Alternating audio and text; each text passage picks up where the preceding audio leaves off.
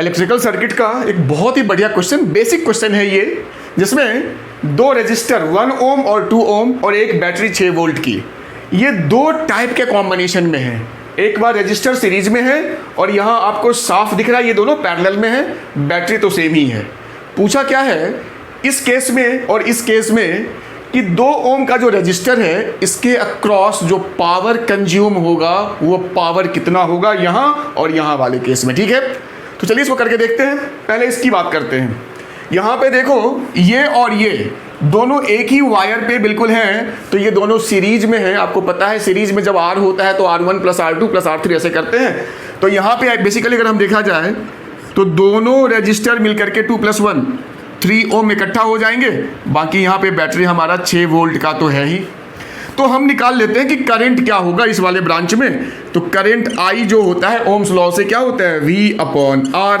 तो V है मेरा 6 वोल्ट, R है 3, तो 2 एम्पियर। तो इस वाले ब्रांच में 2 एम्पियर हमारा करंट हो गया। अब यही करंट इसमें भी होगा और वही करंट इसमें भी होगा, एक ही वायर पे है।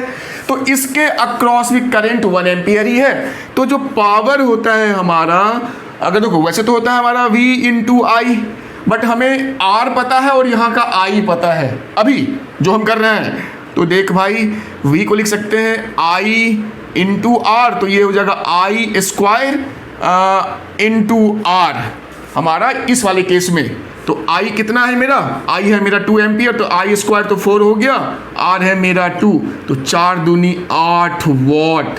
मतलब इस वाले केस में इसके अक्रॉस 8 वाट का पावर का यहाँ पे चक्कर है। अब देखते हैं वही 2 एम्पियर रजिस्टर है, बैटरी वही है, तो यहाँ क्या होगा। तो देखो यहाँ पे ज़्यादा माथापच्ची नहीं करनी है। ये दोनों जो रजिस्टर हैं ये दोनों पैरेलल में इस बैटरी के साथ, मतलब इसके अक्रॉस भी वोल्टेज 6 वोल्ट ही होगा, इसके अक्रॉस भी 6 वोल्ट ही होगा। पैरेलल में एक ही वोल्टेज होता है और बैटरी देखो यहाँ कनेक्टेड है दोनों एंड पे, तो इसका जो वोल्टेज होगा वो 6 वोल्ट होगा। अब देखो भाई जो पावर होता है यहाँ पे फिर आ जाते हैं इसी फॉर्मूला पे। पावर होता है V/I, लेकिन अब हमें यहाँ V/R का रिलेशन चाहिए ताकि हमारा काम आसानी से हो जाए। तो V को हम लिख सकते हैं V और I क्या होता है V/R। तो उस हिसाब से हो गया ये V²/R। पावर का ही फॉर्मूला है, एक ही चीज़ है। हम यहाँ पे चीज़ों को खाली ओम्स लॉ से रिलेट कर रहे हैं। अब देख लो भाई V मेरा कितना है इसके क्रॉस 6 है, तो 6 × 6 तो हो गया, और नीचे है R मेरा 2, तो हो गया V²/R, तो 6 × 36 तो 18 वॉट। अब देखो कितना फर्क आ गया। इस वाले केस में केवल 8 वॉट ही कंज्यूम हो रहा था और पैरेलल में हमारा 18 वॉट 18 वॉट। इसलिए घर में जो वायरिंग होती है नॉर्मली वो पैरेलल में किया जाता है ताकि सारे अप्लायंसेस को प्रॉपर वोल्टेज मिले, वो ढंग से काम करे। सीरीज में क्या होता है वोल्टेज बढ़ जाता है तो उनका पावर डाउन हो जाता है, तो कोई भी अप्लायंसेस हमारा, कोई भी हमारा जो उपकरण है वो सही अपने पूरे पावर से काम नहीं कर पाता है। समझ में आया।